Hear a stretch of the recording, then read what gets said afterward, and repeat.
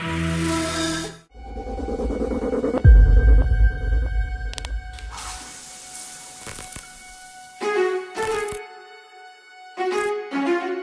ঘন্টা ধরে টানা ঘুমাইতেছিস।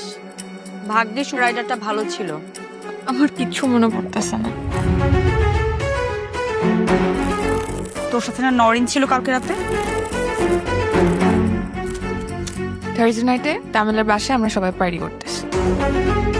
লালি কিন্তু তোমাকে খুব সুন্দর মানায়। থ্যাঙ্কস। আমি তো পুরা জ্যাকে লাগা ভিডিও করবো মামা।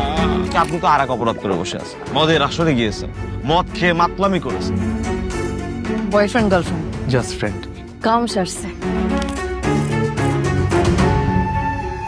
মিথিলা তোর ভাবি, তাই ভাবির থেকে 100 হাত দূরে থাকবি। ডলাডলি নিষেধ, ছবি তোলা নিষেধ। রাস্তাতে গেলে সালাম দিবি, আসসালামু আলাইকুম, মনে থাকবো?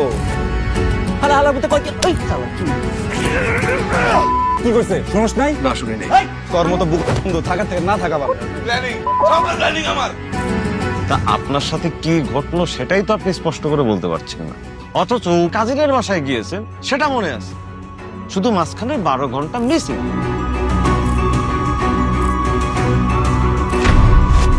আমরা কি জানতে পারি আমাদের কেন তুলে আনা হয়েছে?